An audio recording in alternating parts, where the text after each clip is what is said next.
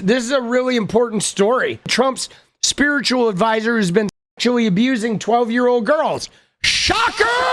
Trump's associates are beaten! One of the ways Donald Trump won the 2016 election was through the complete embrace of him by evangelicals, both the base and pastors and leaders in that movement. One of the most prominent founded a Texas megachurch in Southlake, Texas. Morris was also a spiritual advisor to Trump while he was in the White House. Here he is in the Rose Garden in 2020, just a few rows behind where then Supreme Court nominee Amy Coney Barrett's family and the First Lady are about to sit. And here is Trump visiting Morris's church earlier that summer, giving his personal assessment of the man. I want to thank Pastors Robert Morris and Steve Dullen. They're great people. Great people. Great people. I have to say that. Great reputation. And Gateway Church, the team has been incredible in hosting us. And I'd now like to ask Pastor Morris and Bishop Jackson to lead us in prayer. Great people. Yes. Robert Morris just resigned from his church because he's a child pastor. That he sexually abused a child. In a statement to an evangelical news site, Morris said he was involved in an inappropriate sexual behavior with a young lady. Those are his words. She was 12. He didn't mention that the young lady in question was a 12-year-old girl. He called her a young lady. Bro. In his statement, Trump's one-time spiritual advisor admitted he continued to molest the child on, quote, several occasions over the next few years. Bro. Mike Hixenbaugh is a senior investigative reporter for NBC News who's been all over this story, and he joins me now. Mike, this is something that happened a long time ago that we are learning about now. Take us through how this came out. Now, you know what's really interesting? Think about this. This guy, 20 years ago, he molested a 12-year-old girl. And then he buried it. He buried it. Nobody ever found out about it. She's gone through, I mean, as somebody who was sexually abused when I was a kid, trust me when I say it's a life wrecker, okay? I grappled with that for 30 years before I figured it out. First, it took a while to even remember it happening because you have a tendency to stuff that stuff down because it's so traumatizing and horrific when you're younger. And then to detangle myself from it and all the therapy I had to go through. So it's super toxic struggling with as she was growing up and dealing with. And this guy's out there being the pastor of a mega church, getting rich, spiritually advising presidents with this in his background. I mean, it's wild because you know the amount of time that his church and their foundation probably portrayed LGBTQ people as dangerous to kids and all this other stuff. You know how these evangelicals are. But the whole time, he's got that truth that he's hiding that's in his little backpack there of abuse. Last week, the survivor in this case, Cindy Clemishire, who has tried telling the story in different ways for years, came forward in a blog post and spelled out in very clear detail. There you go. She finally came forward. Christmas in 1982. Pastor Morris, who was a family friend then, 40 years ago, traveling evangelist, invited her into his room, where he was at the guest room at her house, and proceeded to molest her. The first of several instances where he would do that over the next 4.5 years. And he does it in her own house, bro. Right? He's a pastor staying at her house. Their pastor, trusted adult, come into the room. Let me talk to you about the Spirit of the Lord. And then he's up on that. Dude, that is so despicable. It's so despicable, man. You mentioned in the lead-in, Pastor Morris and Gateway Church responded initially by saying, this is an old sin. Pastor Morris has addressed this moral failure of this relationship with a young lady. And, he repented, and this has been taken care of. Bro. Flash forward a few days, there was a lot of pressure. He repented, right? He's like, oh, this is an old sin with a young lady. Dude, these guys are scoundrels. On this, when people started pointing out, the young lady was 12. That's a child. And yesterday he resigned from the church that he founded. He better resign. 20 plus years ago. Now, he had been telling a sort of story about a kind of redemption arc, about stepping away from the ministry in the 1980s. He resigned, but he resigns wealthy, right? And still powerful and connected. You know what I mean? Like, because he had been confronted by the then girl's father at that time. Is that right? That's right. And I've been talking with, former Gateway members and former pastors at the church. They talk about how he talked about this story all the time. And it became kind of like a signature part of his biography, that he had this moral failing when he was young. And it was around sexual immorality with, again, a young lady. In some tellings, he would describe himself almost as a victim, saying that the young lady had a Jezebel spirit and had tempted him, and in fact that she was the one that made it continue. He tried to stop it, and she made it continue. See, this is another tactic that these MFers use that is truly disgusting. The Jezebel spirit, right? Like, this guy, he's a pastor. He was in his 20s. He invited the 12-year-old girl that supposedly had this Jezebel spirit to his room. Like, why are you inviting her to your room, for starters? But then he turns it on her. She's the one with the Jezebel spirit. She's the one that tempted him. They always do this. They always do this where they get abusive and they try to spin the abuse and make it look like they're the victims of some demonic pull.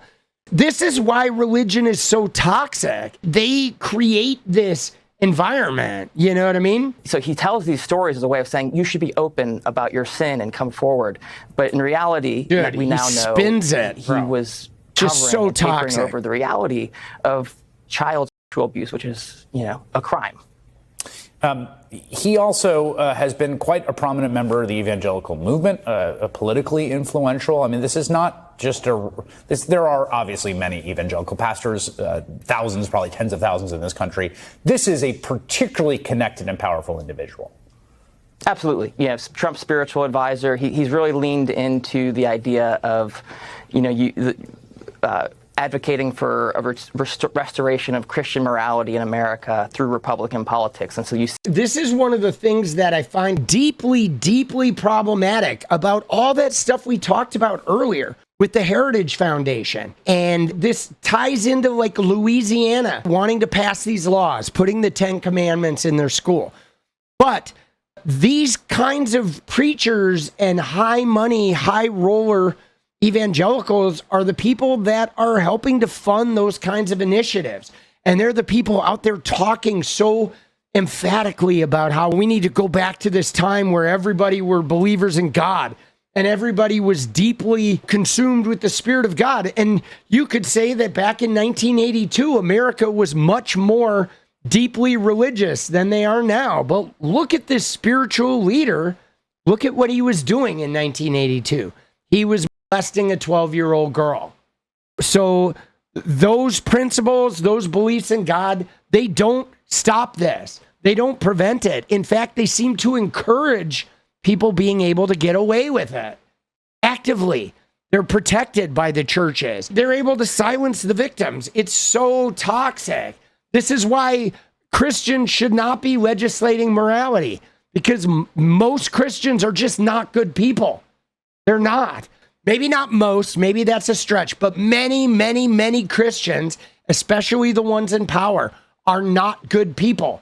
They're terrible people who use their Christianity and their ability to garner forgiveness as a means of being awful people and then getting that rebirth and getting to go out there and do it again until they're awful people. And then they pray and they get forgiven and then they go do it again. In fact, people who don't have the luxury of praying to a God who's going to just forgive them and absolve them of all their toxicity, people who don't have that luxury are much more likely to be good people, because we actually live by a code of day-to-day looking at our own behavior. And we don't get to just instantly absolve ourselves from these sins of the past because we knelt down and prayed to Harry Potter. You know what I'm saying? It gives them cover to even him proclaiming the Jezebel spirit, right? He was a victim of the devil, this guy, you know, that was hiding out in this 12-year-old girl.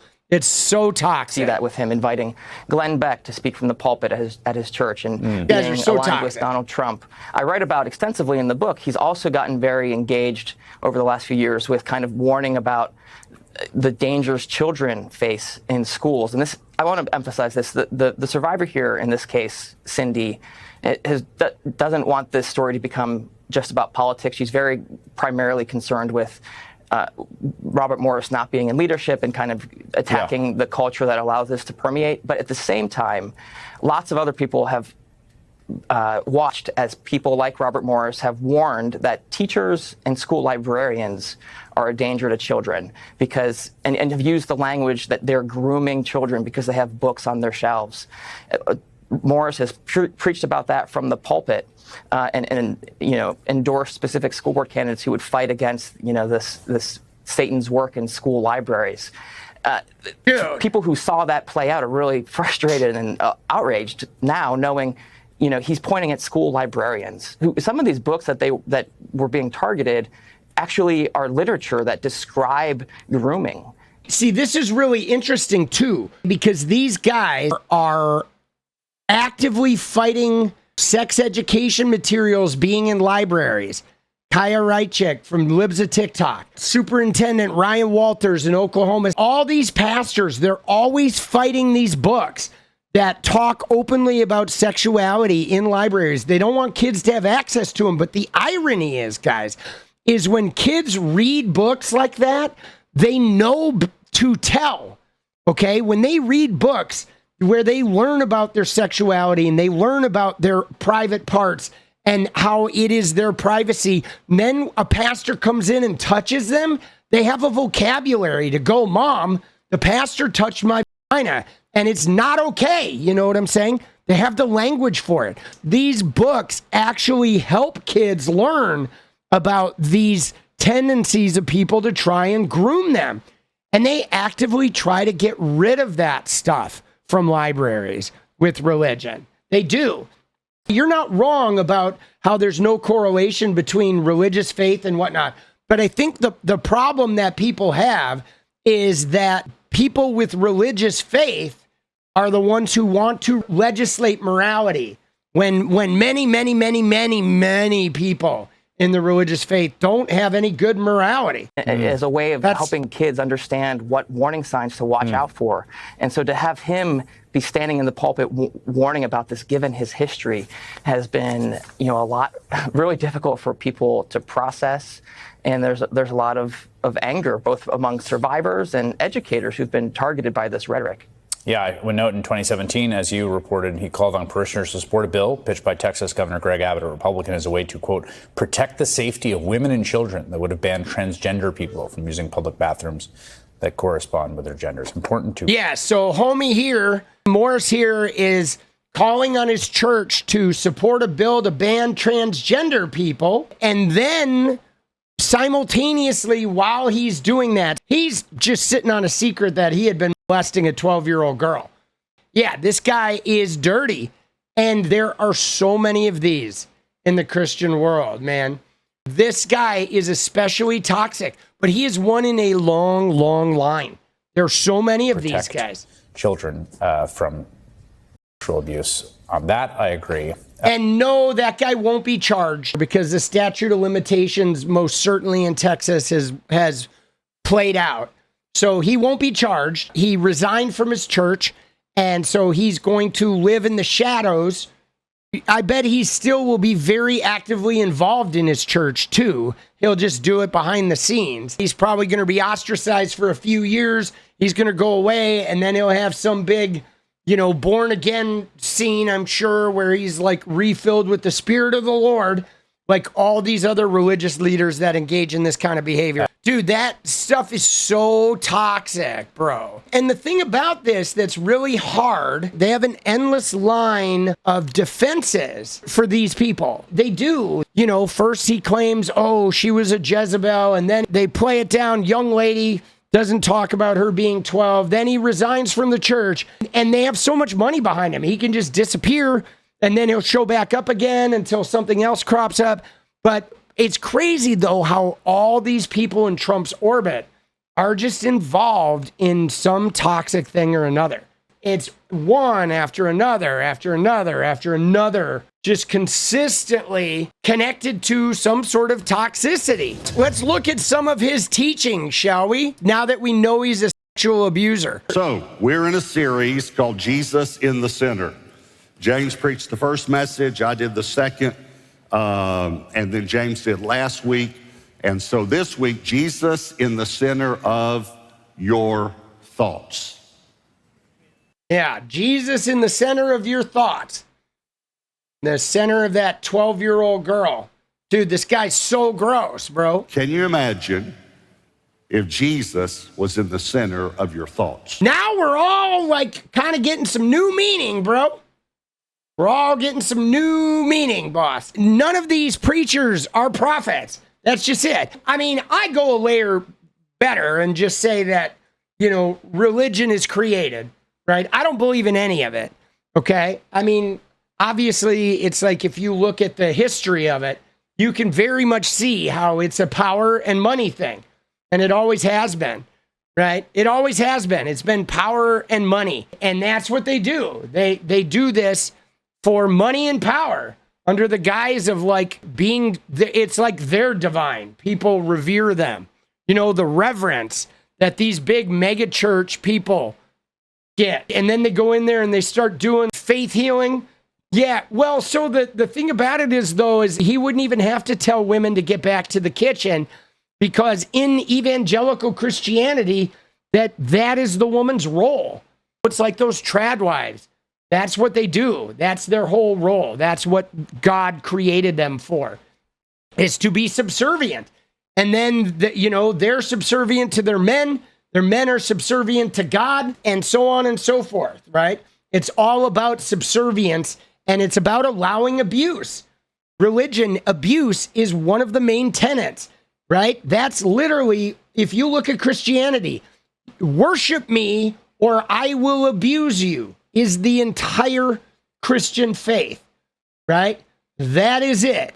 Worship me in the correct way, and if you don't do it good enough, you don't do it right, I'm going to burn you for eternity. I will make you suffer the most horrific abuse imaginable till the end of time, right? That's not healthy. That ain't love, okay? If you love somebody, it doesn't matter how bad they f*** up, doesn't matter what they do, you would never burn them for eternity. You only burn somebody for eternity if you have zero respect for them and you, in fact, hate them. You want retribution. That's not love, okay? That's trauma. That's anger. That's dysfunction. That's toxicity. If your deity does that to people that aren't good enough to it, then your deity is a toxic deity. Okay? It is about control and retribution and trauma. It's all trauma informed. Yeah, I don't want to watch any more of this guy because he's disgusting. Guy's so gross, man. Again, another one in Trump's orbit that is just gnarly. These guys are so toxic. Megachurch founder and pastor Robert Morris has admitted to moral failings following accusations of sexual abuse of a child published online. This has admitted to moral failings. That's how they're couching it. Friday, our Andrea Lucia reports that church leaders say they were aware of what happened. So God heals, God redeems. Based in Southlake, Gateway Church is one of the country's largest The church leaders knew. So you can't redeem yourself. With about 100,000 people attending every weekend and 9 locations spread throughout North Texas. Founder and senior pastor. 100,000 people attending every weekend. This guy is a spiritual cornerstone for 100,000 rubes that show up and are getting their morality fix from a child molester, right? Think about that. Think about how distorted that is. They're giving him money. This is Christianity Pastor Robert in America, Morris bro. reaches even larger audiences in a weekly program posted online and broadcast in more than 190 countries. 190 It's been, countries. Pretty devastating. For Cindy Clemishire, seeing his influence grow has been difficult. Or how on earth? Yeah, and you know what's funny about it too is like, here's the woman who gets molested. Okay, the woman who gets molested spends her whole life struggling to get by, struggling to deal with the trauma that it comes with, probably having to go to therapy. Who knows if she developed some type of relationship with addiction or alcoholism, which it often happens, or maybe even promiscuity. Who knows what she went through?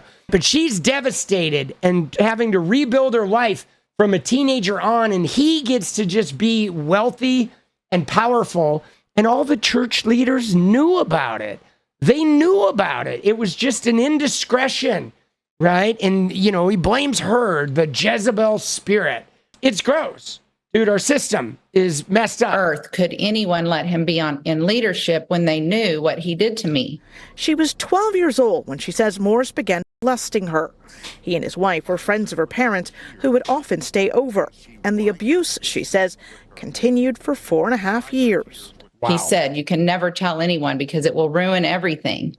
In a statement from the church this weekend, Morris admits to what he describes as inappropriate sexual behavior with a young lady. Several years. Young lady? I was not a young lady. I was a little girl. Yeah, I was she was 12. The admission came after a blog called The Wartburg Watch shared Clemishire's story. Morris himself describes kissing and petting, not intercourse. Yeah, see, this is another thing, though, that he did. He tried to say, well, I didn't have sex with her. I was just kissing her and touching her private parts. You know what I mean? Petting is what he's calling it, bro. Dude, this guy, man, baseball bat, Current bro. law, that's still behavior that could qualify as continuous sexual abuse of a young child. Could qualify. Punishable by life in prison. Clemishire says she eventually told her father, who demanded Morris step down from his position at a church that's now Gateway's Grand Prairie campus. Morris says for 2 years he did step down to receive counseling and ministry before returning in 1989 with the full blessing of the elders. Decades later, Clemishire says it's a relief her story is finally out. Oh, I definitely think the consequences are probably starting. I mean, people know the truth. I know that there's got to be consequences.